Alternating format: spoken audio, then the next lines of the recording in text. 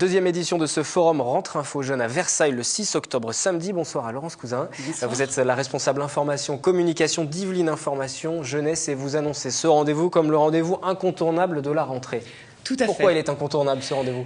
Pourquoi il est incontournable ? Parce qu'effectivement, il y a beaucoup de jeunes début octobre qui n'ont pas forcément de solution, tant en termes de formation, de recherche d'employeur pour une formation en alternance, que de recherche d'un job, d'un emploi. Pourquoi pas aussi en termes d'investissement, ils ont envie de s'engager, que ce soit dans le bénévolat, le volontariat. Donc l'idée de ce deuxième forum, comme l'année précédente, c'est de leur proposer des partenaires incontournables qui vont pouvoir les renseigner sur ces différentes thématiques. Aujourd'hui, vous avez beaucoup de jeunes, par exemple, qui viennent vous voir parce qu'ils n'ont pas de formation ou qu'ils n'ont pas non plus de quoi financer la formation, c'est-à-dire qu'ils cherchent un petit boulot. Oui, tout à fait. C'est vraiment récurrent, c'est un sujet récurrent. Et donc, effectivement, il y a encore des solutions. Ils ne sont pas toujours informés de ces solutions. Donc, c'est l'idée du forum. C'est vraiment d'investir la place Charrot, d'inviter ses partenaires référents et de leur proposer la connaissance des différents dispositifs avec des partenaires vraiment incontournables, puisqu'on aura le Conseil général qui propose de nombreux dispositifs pour les 16-25 ans. Alors ça va plutôt de l'action sociale, au coup de pouce financier par exemple pour passer son permis de conduire. Au niveau du volontariat, on aura la DDCS, Direction départementale de la cohésion sociale, pour le service civique. Donc là, c'est une action de volontariat de 6 mois à 1 an. On aura aussi pour les jobs, Pénélope, Babychou, le Pôle emploi. Donc voilà, il y a vraiment... Aujourd'hui, il est plus difficile pour un jeune de trouver justement un petit boulot ou même une formation. Une formation, j'entends par formation en alternance, parce qu'il faut trouver l'entreprise qui va avec. Exactement. Et là, avec le contexte, c'est plus difficile aujourd'hui ? Tout à fait. Vous constatez, oui. Ah oui, complètement. Alors c'est d'autant plus difficile quand on est mineur, parce qu'effectivement c'est ouvert aux jeunes à partir de 16 ans. Mais sur le terrain, effectivement, il faut que les entreprises fassent confiance à ces jeunes et c'est pas toujours évident. En plus, ils maîtrisent pas toujours la méthodologie, donc nous on est là aussi pour leur apporter ces outils-là. Il y a des structures compétentes qui peuvent les accompagner dans cette démarche et c'est indispensable. Oui. Les jeunes qui vont venir vous voir sur ce forum Rentre Info Jeunes, ils peuvent trouver des solutions concrètes. Vous n'allez pas les aiguiller vers d'autres structures, d'autres partenaires. Ils peuvent repartir avec une solution. Tout à fait. Le logement aussi, puisque là c'est pareil, c'est une problématique sur la région Île-de-France, notamment à Versailles et dans le secteur. Donc là, il y a vraiment les partenaires référents, l'ADIL, le CLAGE qui s'occupe des 18-30 ans pour l'accès au logement, ensemble de générations. Donc vous voyez, il y a différentes possibilités selon les profils. On va juste faire une petite pause et puis on va reparler de ce forum. On va s'intéresser à une problématique qui concerne forcément aussi les jeunes, les dangers du cannabis. En 5 ans, la consommation de cannabis chez les jeunes a augmenté de 60%, des données alarmantes pour les professionnels qui organisent des réunions de sensibilisation. Des médecins de l'hôpital Charcot de Plaisir viennent tout juste d'en organiser une. Ça peut donner des toux, des crises d'asthme, mal à la tête, ça diminue la température du corps. La consommation de cannabis a augmenté de 60% chez les jeunes depuis 2007, selon une étude de l'INSERM. 24% des moins de 16 ans ont déclaré avoir fumé au moins une fois par mois en 2011 et plus de 40% des jeunes de 17 ans interrogés ont déjà expérimenté le cannabis. Le cannabis est une substance que de plus en plus de jeunes commencent de plus en plus tôt. Et les jeunes consomment en pensant que ça va leur permettre de se détendre, ça va leur permettre d'aller mieux.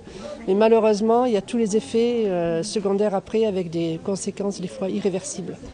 Alors, pour en parler, l'hôpital Charcot de Saint-Cyr organise régulièrement des réunions d'information ouvertes au public et au personnel en contact direct avec les adolescents, en plus d'interventions dans les collèges et lycées assurées par la police nationale. Il n'y a plus de cadre familial. Donc nous, policiers, on essaye de leur faire comprendre justement tout ce qui est au niveau judiciaire.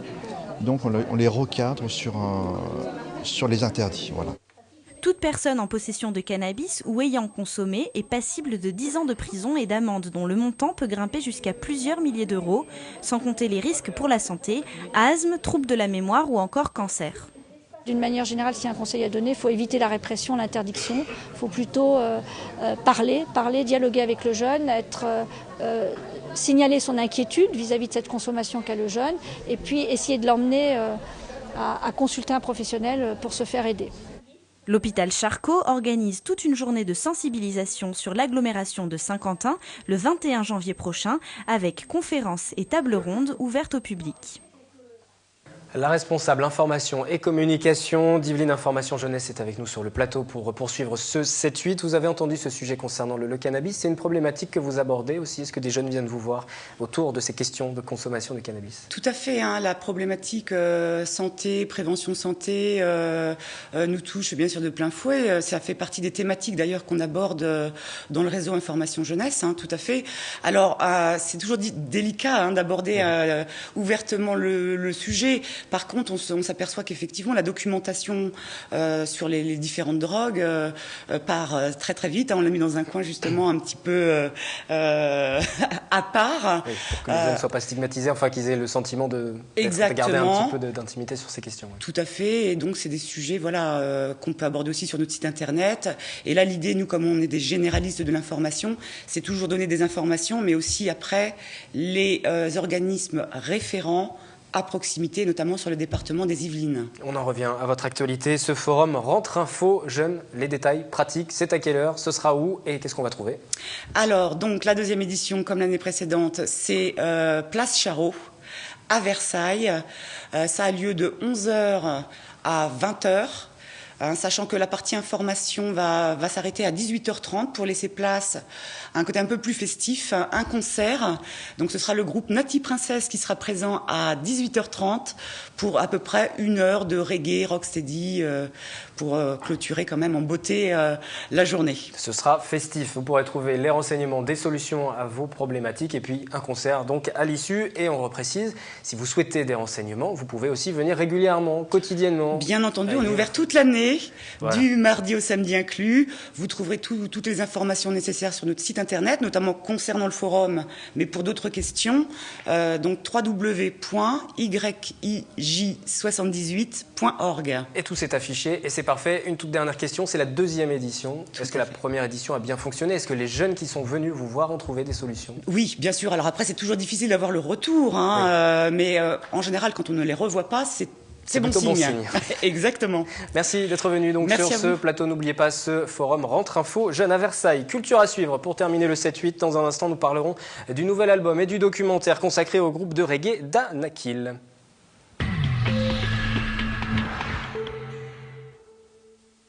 Avant de recevoir le groupe Danakil et les réalisateurs du documentaire sur la dernière tournée du groupe, une première, le château de Versailles, associé avec l'éditeur Glénat pour lancer une trilogie sous forme de bande dessinée. Interview des réalisateurs lors du lancement du premier tome de cette bande dessinée. Attirer de nouveaux publics à Versailles, c'est tout l'enjeu du partenariat établi entre le château et les éditions Glénat. Le 26 septembre sortait le premier album de bande dessinée, Le Crépuscule du Roi. Nous allons faire 3 albums sur le sujet, 3 albums qui seront indépendants. Le fil rouge sera le château. Ce sera le seul lien entre les 3 albums qui pourront se lire tout à fait indépendamment. Alors pourquoi ce choix? Comment vous est venue cette idée? C'est une collection que développent les éditions Glénat, qui est une collection sur les grands lieux du patrimoine. Il y a eu un album sur le Mont-Saint-Michel, sur Carnac en Bretagne, un autre sur le Panthéon, sur le pendule de Foucault. Et là, donc, il va y avoir ces 3 albums sur le château de Versailles. Et donc, il y a des lecteurs de BD qui vont découvrir Versailles à travers leurs livres favoris, leur manière de découvrir les choses favorites. On peut découvrir Versailles à travers la musique, les romans, la peinture, la visite de Versailles évidemment. Et bien là, on va la découvrir grâce à la bande dessinée qui nous fait remonter dans le temps, puisque cette trilogie nous emmène dans le futur et puis après va nous ramener dans le présent pour nous transporter ensuite dans le passé.